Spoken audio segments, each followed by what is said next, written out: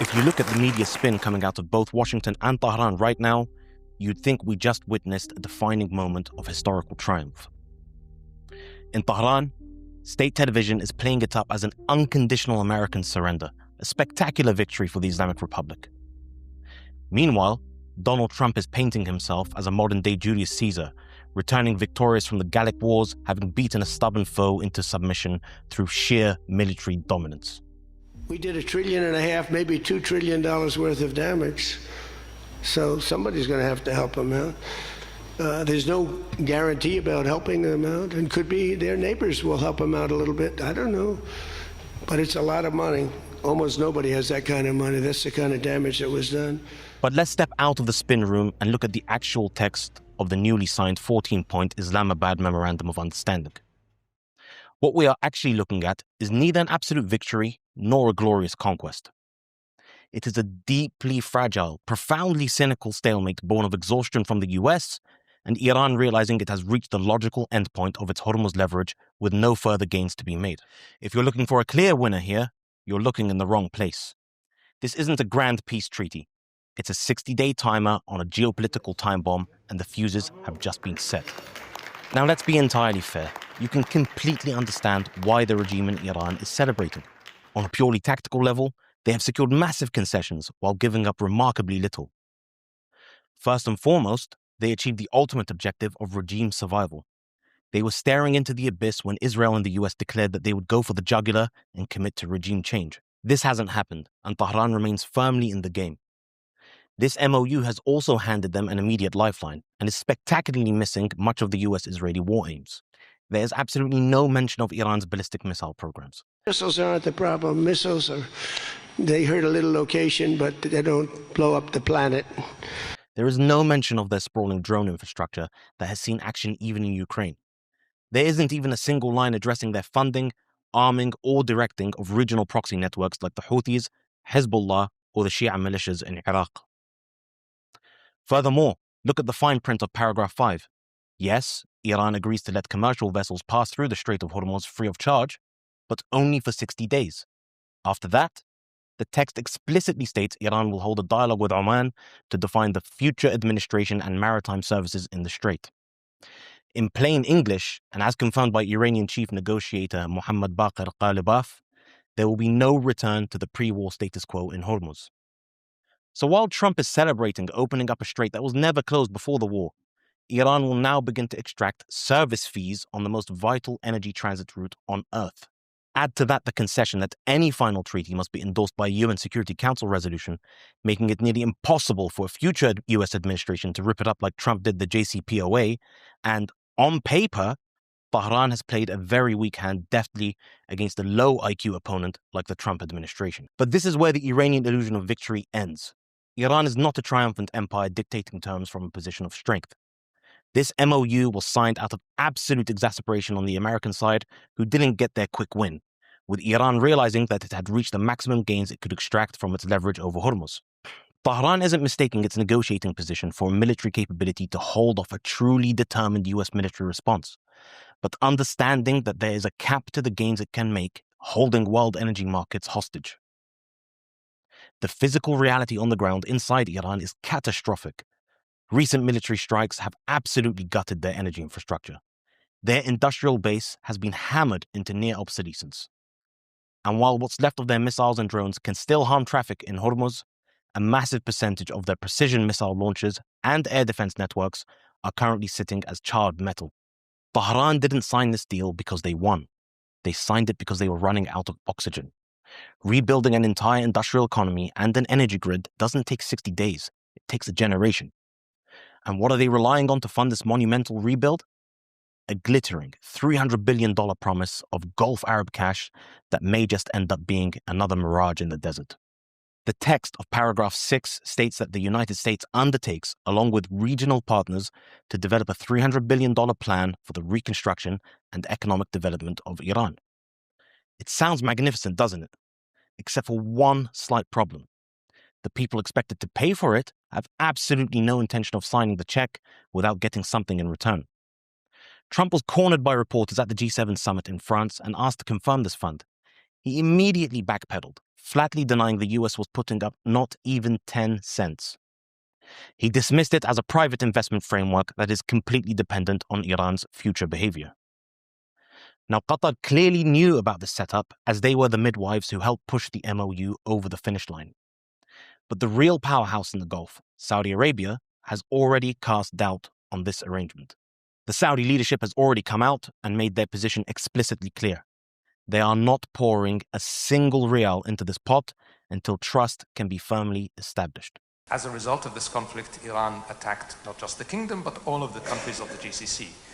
That has created a significant loss of trust between all of us. We were just in the beginning process of rebuilding our relationship with Iran as a result of the Beijing understanding after a significant period where we had broken off relations. And that was only just starting to really gather momentum, and we were starting to at the edges explore potential areas of opening up on economic cooperation and things like that. And we're going to have a conversation how we rebuild that trust, how we rebuild that relationship before any concept of economic cooperation. How do you establish generational trust with a wounded, proxy-wielding regime in 60 days?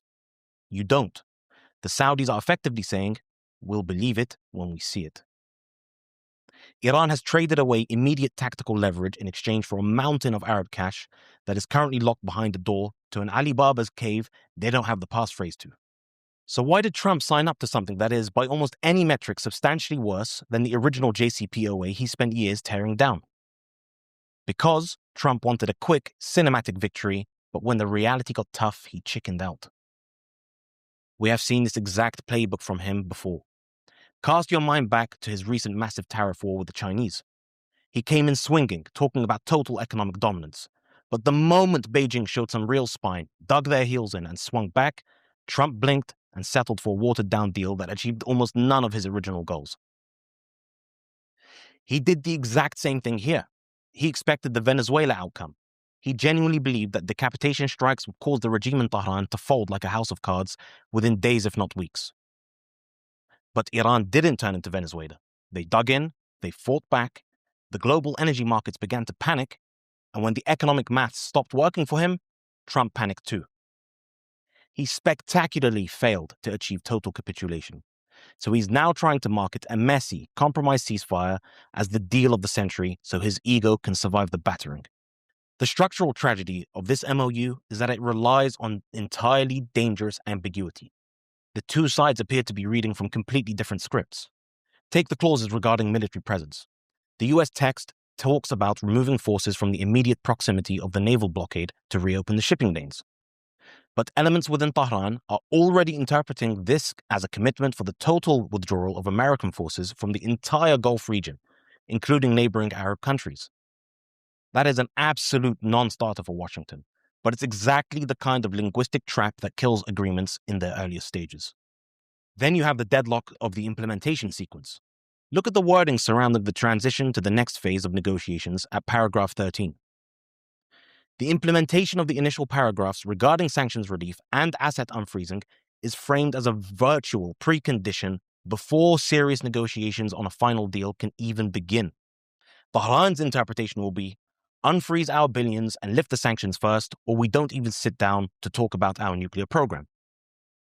The US's interpretation, in turn, is likely to be, you perform on your commitments first, and only then do we talk about moving the money. It's a classic Mexican standoff.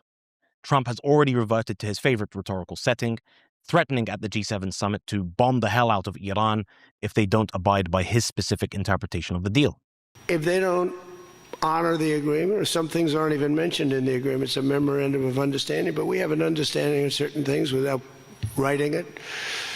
And if they don't honor that, we'll probably go back to bombing them until they honor it. It's amazing what bombs can do. If the money doesn't move, Iran walks. If Iran walks, Trump threatens fire and fury. Though that could just be more bluster. And ticking away in the background of this entire circular argument is a 60-day clock. In the Middle East, 2 months is an absolute eternity. And sitting right on the edge of the table it wasn't invited to is a heavily armed wildcard that didn't sign this piece of paper. Israel. Trump desperately tried to corner Benjamin Netanyahu by forcing references to Lebanon and its territorial integrity and sovereignty into the very first paragraph of the MOU. He wanted to box Israel into a regional ceasefire to secure his diplomatic photo op. But forcing Netanyahu into the wording of a document signed by Washington and Tehran is a world away from forcing Israel indeed to stop pulling the trigger. And indeed, Israel hasn't stopped pulling that trigger, continuing to attack Lebanon after the deal was signed. The Israelis are watching Iran use a 60-day window to catch their breath, and they know exactly how vulnerable the regime's battered infrastructure currently is. Israel does not feel bound by the Islamabad MOU. If Tel Aviv decides that its interests overrides Trump's desires for a legacy win, they will strike. And if Israel strikes, the Islamabad framework could vaporize in an instant. So let's wrap this up realistically. Has Iran won? No. They've bought a temporary shield made of paper to cover the blown-off roof of a ruined house. Has Trump won? Absolutely not. He's backed down from his own red lines and marketed a compromise that leaves every major strategic threat completely unaddressed, attempting to seal a deal far worse than Obama ever negotiated. Neither side is the victor.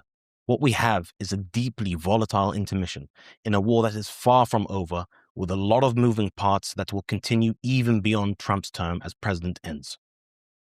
But what do you think? Is this a pragmatic step away from the brink, or has Trump been played by Tehran?